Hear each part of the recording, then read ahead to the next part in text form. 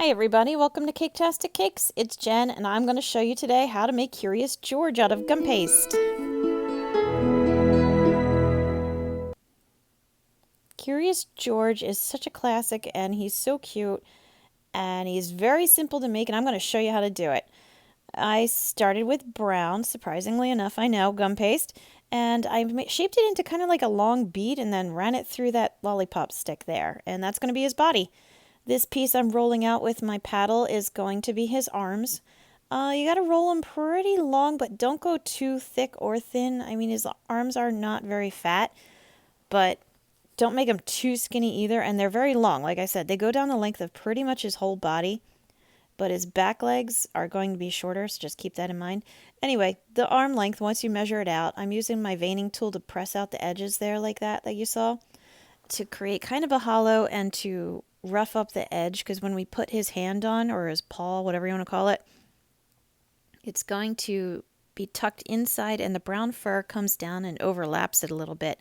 And it's a little bit rough and jaggedy. It's not real smooth. So that's kind of the effect we're going for here. And I angled cuts off the top just where I'm going to attach it to his body later.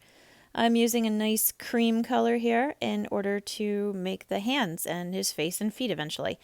The hand, you saw, I'm just going to shape it out long, and then using my X-Acto knife, I'm going to cut a thumb section and then cut off 4 little slots to make the fingers.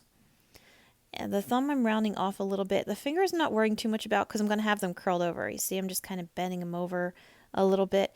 And his fingers and his hands are a pretty good size, so don't be too shy with them. Don't make them too small, because he does kind of have monkey paws. And once you set it in the arm, you see it loses some of the length anyway.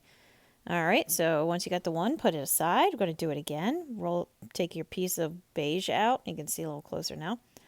And I'm making the 3 cuts between to make the 4 fingers, rounding off the thumb a little bit, and then curling the fingers over, tuck the thumb in a little bit.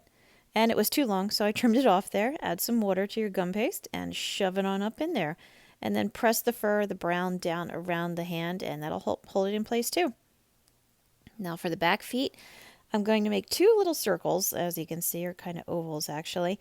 And his back feet stay very mitteny. They don't have real long fingers or anything like that. They stay very rounded. So I'm just going to put cuts in. You're going to see right there.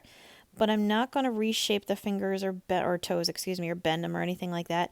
But make sure you do have the, for lack of a better term, thumb of the foot sticking out a little bit, kind of like a mitten, just like I said. So you kind of like make little mitten paws for the feet.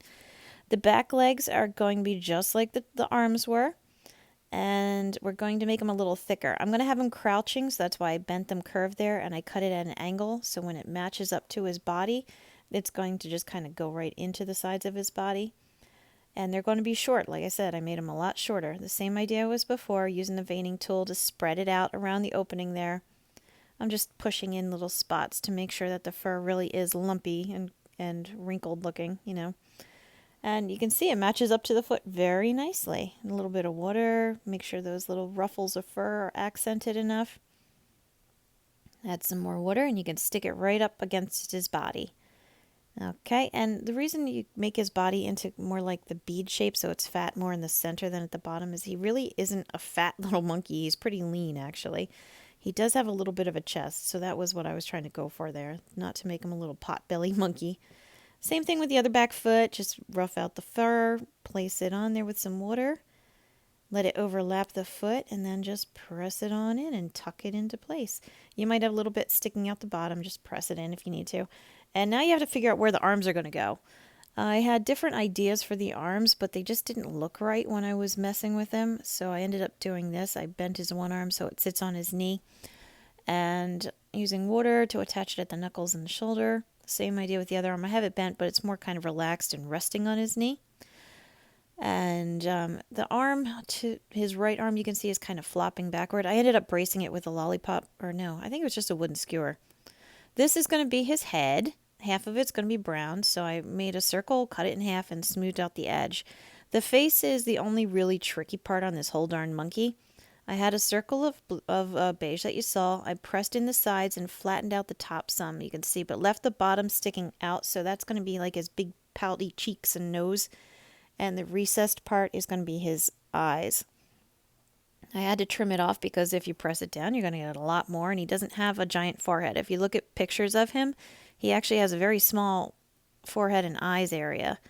But the rest of his face does stick out a pretty good amount. Same idea as his arms and legs as his face is what I'm doing here. I'm going to place it inside, but I didn't ruffle it up. I made sure to keep it nice and smooth because his face doesn't have any fur, I don't know, ridges or anything like that sticking out. So I wanted to keep it nice and smooth.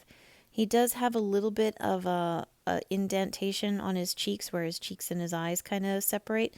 So I'm pushing the brown in a little bit to separate that out to kind of give it that look. And the extra brown, you can see I'm using my knife to just trim it off.